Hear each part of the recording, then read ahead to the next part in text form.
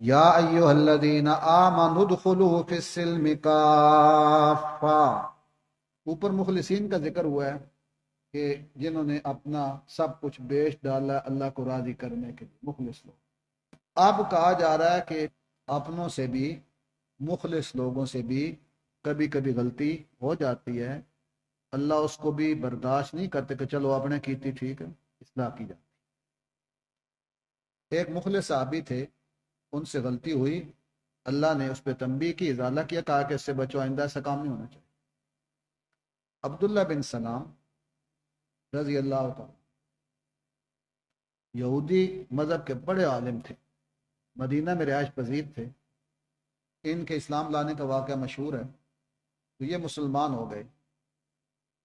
مسلمان ہونے کے بعد جب انہیں پتہ چلا کہ اسلام میں جمعے کا دن قابل احترام، عبادت کا دن، عید کا دن، انہوں نے سوچا کہ یہودی مذہب میں ہفتے کا دن قابل احترام ہے اور اسلام میں جمعے کا دن قابل احترام ہے، تو اسلام نے ہفتے کے دن کوئی کاروبار کرنے کا حکم تو نہیں دیا کہ ضرور اس دن کی توہین ہی کرو، اسلام نے اس سے روکا نہیں ہے، لہذا میں جمعے کا بھی احترام کروں گا اور ہفتے کا بھی احترام کروں۔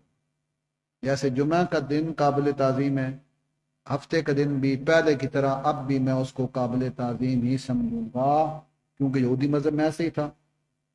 تو انہوں نے اسلام میں جوڑ لگانے کی کوشش کی کہ یہودیت والا جو ایک تہوار ہے وہ اسلام میں بھی چلتا رہے، ہفتے کا دن بھی قابل احترام رہے۔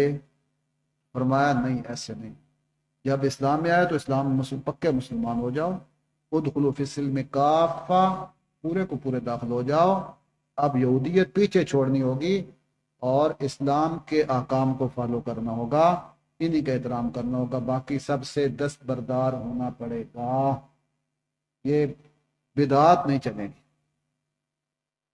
بدعات نہیں، وہ ایک چیز یہودیت سے لے لیں، ایک عیسائیت سے لے لیں، ایک اسلام سے لے لیں، جیسے اکبر نے دین الہی بنایا تھا، ہندوؤں کی باتیں لے لیں، سکھوں کی لے لیں، مسلمانوں کی لے لیں، یہودیوں عیسائیوں کی، دین الہی بن گیا، یہ چیز ناقابل برداشت، اس سے دین کا حلیہ نقشہ بدل جاتا۔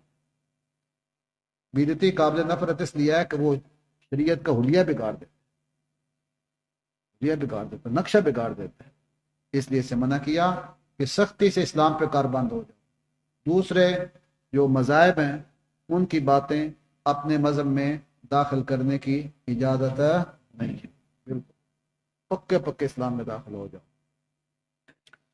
یا ایھا الذین آمنوا، اے مخلص ایمان والو، ادخلوا فی السلم کافہ، داخل ہو جاؤ اسلام میں، کافتن، پورے کے پورے، پورے کا پورے اسلام میں داخل ہو جاؤ، ولا تتبعوا خطوات الشیطان، اور شیطان کے قدم بقدم مت چلو، اس کے نقش قدم پہ نہ چلو، کیوں؟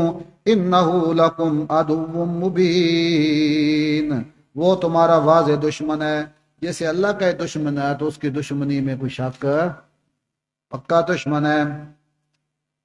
فَإِن زَلَلْتُمْ، اگر تم پھسل گئے، یہ وارننگ ہے ایسے کام پہ، دوسرے مذاہب کی چیزیں اپنے مذہب میں لے آنا۔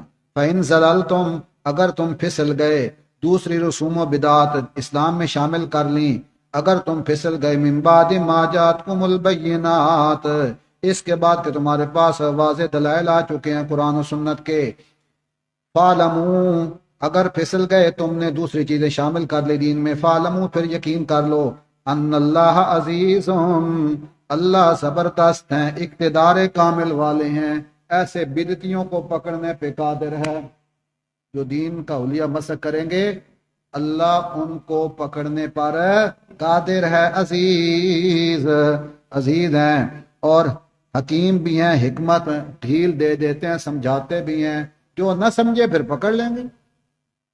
اس لیے دین میں پیوند کرنے کی، کاری کرنے کی اجازت نہیں ہے۔ تو عبداللہ بن سلام کو منع کیا کہ دین میں بدعات نہیں ہونی چاہیے۔ ہفتے کا دن ہمارے ہاں قابل تعظیم ہے، کاش کہ اب بھی مسلمانوں کو سمجھ آئے اتوار کا دن ہمارے لیے قابل احترام نہیں، اتوار کی چھٹی کے بجائے جمعے کی چھٹی کر دے کوئی، ہمارا جو بھی آتا ہے وہ امیر المومنین ہی بنتا ہے، کاش کسی امیر المومنین کو یہ بات سمجھ آ جائے کہ اسلام میں عبادت کا دن اتوار کا نہیں ہے، ہفتے کا دن ہی بلکہ جمعے کا دن ہے۔ اللہ کرے ہم بھی اس پہ عمل کرنے والے ہو جائیں، ادخلوا فی السلم کافہ، پورے اسلام پہ آئے۔ اللہ کرے کوئی ایسا مجاہد آدمی آئے اختیار والا، ڈنڈے والا، وہ کہے کہ یہ جو 14 شعبان کی رات کو تم عید منانے والے، اس سے بعد آ گئے۔ آج شعبان کی کیا تاریخ ہے؟ 14 کو ابھی سے ایک کام شروع ہوا، میں رات کو مطالعہ کر رہا تھا یہاں، وہ پٹاخے ہی پٹاخے، علمان والا فیس، یہ عید شروع ہو گئی خیر سے، ہندوؤں والا کام شروع، ہندوؤں سے تحفہ دیا، ایران سے مجوسیوں سے تحفہ دیا، آگ جلانا مجوسیوں کا، ایرانیوں کا، عید بن گیا۔ تو یہ چراغاں کرنا اسلامی تہوار ہے، پٹاخے چھوڑنا بھی اسلام کا حصہ نہیں ہے۔ اسی طرح مردوں کے لیے کھانے بنانا بھی اس رات کو اسلام کا حصہ نہیں ہے، اسلام سے ثابت نہیں۔ اور یہ رات اس طریقہ پہ منانا ہمارے نبی پاک سے ثابت ہے کہ آپ نے یہ رات منائی، قضا عمری پڑھائی ہو، اس میں قضا عمری امام پڑھاتے ہیں کہ اگر کسی آدمی کی 10 سال کی نمازیں رہ گئی ہیں، 20 سال کی رہ گئی ہیں، 2 رکعت نفل امام صاحب پڑھائے گا خاص طریقے سے، 10 سال کی نمازیں معاف۔ یہ اس رات کو ہوتا ہے قضا عمری۔ یہ بھی دین میں ٹوچ لگا رہے ہیں، چپر لگا رہے ہیں، کوئی قضا عمری نہیں ہے، نہ شرن اس کا کوئی ثبوت ہے، نہ چراغاں کا ثبوت ہے، یہ بھی آگ پرستی ہے۔ برات کیا ہوتا ہے؟ شب برات، برات کوئی کہتے ہیں جی گناہوں سے برات، اصل برات ایک فرقہ ہے جو اس رات صحابہ سے برات کا اعلان کرتا ہے اور اپنے 12ویں امام کے نام پرچیاں لکھتے ہیں۔ کراچی اس رات کو جاؤ، وہ جو دریا سمندر کا پل ہے اس پہ پرچیاں لکھ کے ڈال رہے ہوتے کہ امام اب آ بھی جاؤ، جلدی نکلو جلدی نکلو، ہم باقی سب سے برات کا اعلان کرتے ہیں۔ ایرانیوں کا تہوار تھا، دشمنان صحابہ کا مسلمان منا رہے، گناہ معاف ہو رہے، چراغاں کی جا رہی ہے، پٹاخے چھوڑے جا رہے ہیں، کچھ ہندوؤں سے لی، کچھ مجوسیوں سے لے لی باتیں، اور مسلمانوں کا تہوار مان۔ تو اس طریقے پہ یہ رات نبی پاک صلی اللہ علیہ وسلم نے منائی۔ دو جو فضیلتیں تھی شب قدر کی، وہ اس رات جی فیصلے ہو رہے ہیں، اس رات فیصلے ہو جاتے ہیں، اور اس رات جناب مرنے کے اور زندہ ہونے کے فیصلے ہوتے ہیں، قسمت کے، روزی کے۔ یہ ساری باتیں شب قدر کی ہیں۔ شب برات کے بارے میں ان لوگوں نے مشہور کر سب، جو بات نبی پاک سے ثابت ہے وہ ایک ہی ہے کہ زندگی میں ایک دفعہ، ہر سال نہیں، زندگی میں ایک دفعہ رسول اللہ صلی اللہ علیہ وسلم اس رات جنت البقیع گئے تھے۔ حضرت عائشہ کہتی ہیں، امی جان کہتی ہیں رسول اللہ جنت البقیع گئے تھے۔ اگر کوئی بندہ اس سنت پہ عمل کرنا چاہتا ہے تو لا تعین، کبھی 14 شعبان کو رات کو چلا گیا، مرد عمل کرے، منع نہیں کرتے جائے، مرد جائے، عورت کو جانے کی اجازت نہیں ہے۔ اس رات کو عورتیں، اور بلوال میں کیا ہوتا ہے 15 شعبان قبرستان میں میلہ ہوتا ہے، کیا مرد کیا عورت، وہ ساری رات وہاں رش لگا ہوا۔ مردوں کو اجازت اللہ کے رسول نے دی، عورتوں کو جانے کی اجازت نہیں دی۔ پھر رات کو پھر جن پہ آپ پہ پونے فرمایا کہ یہ عورت جو قبرستان جاتی ہے اس پر خدا کی لعنت پڑتی، اللہ نے اس پہ لعنت کی۔